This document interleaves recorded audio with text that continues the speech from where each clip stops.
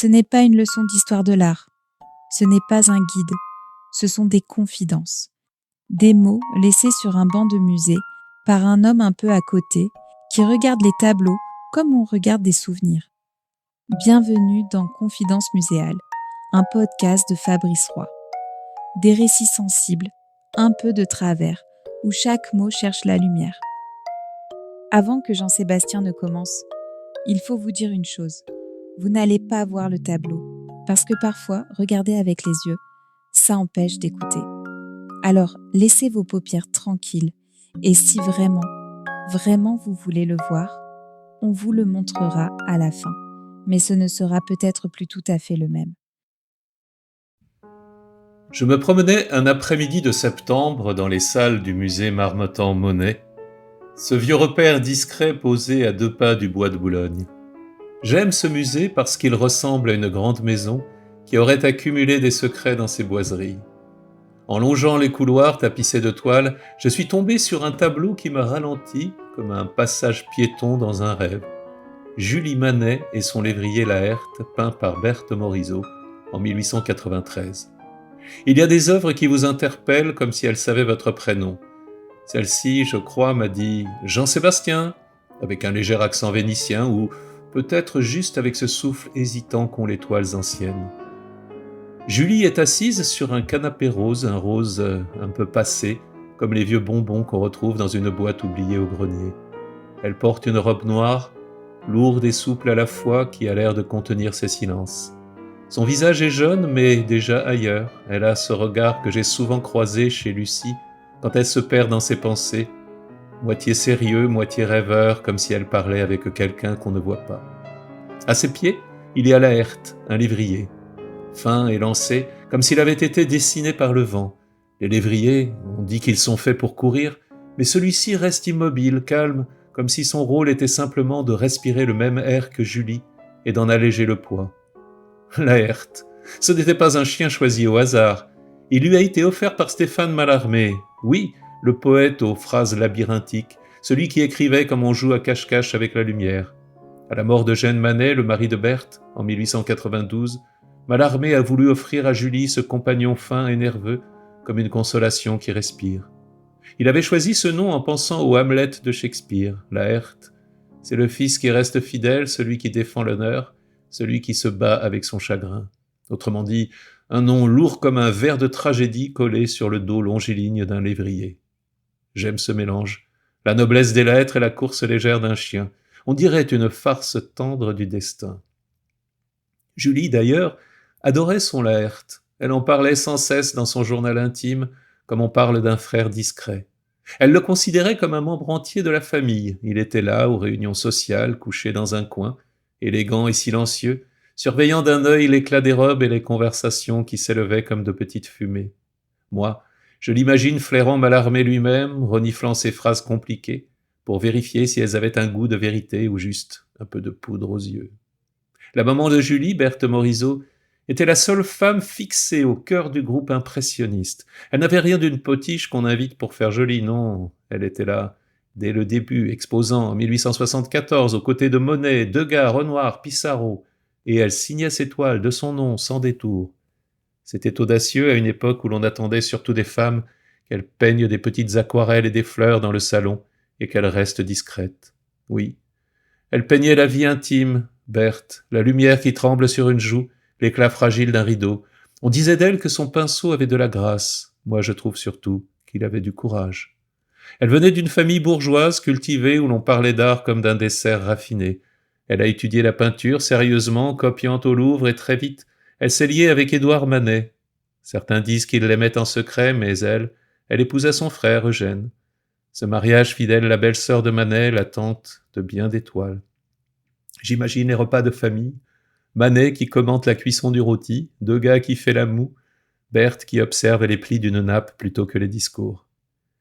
Et puis, quand son mari est mort, elle s'est retrouvée seule avec Julie, leur fille unique. Alors elle a peint Julie encore et encore, comme pour la garder près d'elle, comme pour ne pas la laisser filer dans l'oubli. Ce portrait de 1893, c'est une mère qui retient sa fille avec des couleurs. 2 ans plus tard, Berthe meurt à son tour, laissant Julie orpheline, confiée à d'autres amis. Mallarmé son tuteur, mais aussi Renoir, Degas ou Monet. Une étrange famille de substitution. Et moi, devant cette Julie en noir, je pense à Emma. Elle aussi, parfois, s'asseyait sur le canapé, pas rose, non, le nôtre était marron, avec un accoudoir un peu cassé. Elle posait sa main sur le chien qu'on avait avant, un corneau sans grâce particulière, et je crois qu'il comprenait mieux que moi la fatigue de sa maîtresse. Aujourd'hui, c'est Pissarro qui m'accompagne, mon chien à moi, un probable mélange de griffon et de philosophe. Quand je l'emmène au musée, dans mes pensées du moins, je l'imagine flairer les cadres, s'asseoir dignement devant un ciselet ou s'endormir devant un courbet. Alors, bien sûr, je regarde Laërte et je me dis, est-ce que Pissarro et lui se seraient entendus ? Peut-être qu'ils auraient fait semblant de s'ignorer, comme deux sages qui n'ont rien à prouver, ou alors ils auraient galopé ensemble dans le jardin du Père Latuile, laissant derrière eux une traînée de poussière impressionniste. Lucie, elle, n'a pas connu ce chien-là, celui d'Emma, mais elle connaît Pissarro, qui la suit partout comme une virgule attend son mot. Je crois qu'elle voit bien qu'il a pour mission secrète de veiller sur moi quand je me perds trop longtemps dans un tableau. Elle me dit parfois « Papa, tu deviens un peu chien quand tu regardes les peintures. » Et elle a raison. J'ai cette fixité, ce museau invisible qui renifle les couleurs, ce silence qui attend quelque chose qu'on ne dit pas. Julie, dans le tableau, me rappelle aussi Lucie à ses 15 ans. C'est drôle, à cet âge, le temps est comme du sable humide. On essaye de le prendre dans la main, mais il colle au doigt, et en même temps il s'échappe. La robe noire de Julie, c'est un peu l'uniforme de toutes les adolescentes, un vêtement qui protège, mais qui signale aussi une fragilité qu'elles n'avoueront jamais. Je regarde la main de Julie posée sur le canapé. Elle n'a pas l'air de caresser Laërte, mais on sent qu'il est là pour elle. C'est une main qui attend, une main qui rêve, et moi je pense à la main d'Emma sur la table de la cuisine quand elle écrivait une liste de courses avec son écriture légèrement penchée. Elle notait toujours « sel » 2 fois, comme si elle avait peur d'en manquer. Et puis, il y a les couleurs. Ce rose qui n'est pas sucré, ce noir qui n'est pas triste. Morisot savait que la vie est faite de nuances qu'on ne trouve pas dans les manuels de peinture. Elle n'a pas cherché à rendre chaque pli parfait, elle a laissé flotter des touches comme on laisse tomber des miettes de brioche sur une nappe. L'essentiel, c'est la lumière, cette vibration qui passe entre Julie et son chien. Je me dis alors que les chiens dans les tableaux sont des passeurs de secrets. Ils savent ce que les humains taisent. Laërte sait le silence de Julie. Comme Pissarro sait mes silences à moi. Il est couché parfois au pied de mon lit, et je jurerais qu'il entend Emma respirer encore dans une autre pièce. Lucie, si tu lis ces lignes, sache que je t'imagine souvent dans ce tableau, toi, assise, un peu songeuse, avec tes baskets au lieu d'une robe noire, et Pissarro à tes pieds.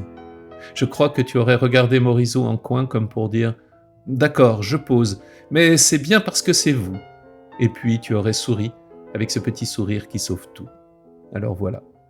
Julie et Laërte, Morisot et sa lumière, moi et mes souvenirs, Pissarro et ses oreilles tombantes, toi, Lucie, et ton insolence tendre.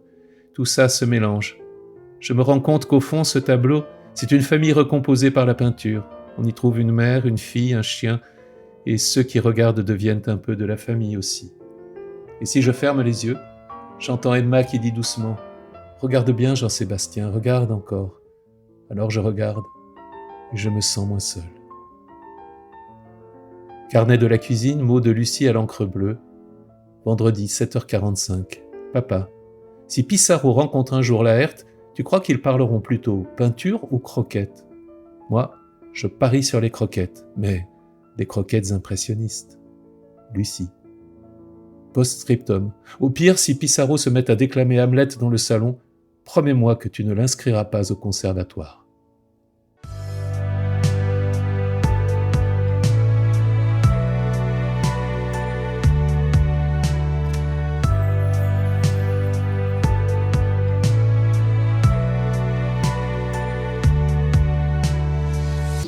Confidence muséale, une série imaginée et racontée par Fabrice Roy. Musique composée par Gabriel Fauré. Pour suivre les prochaines confidences, abonnez-vous.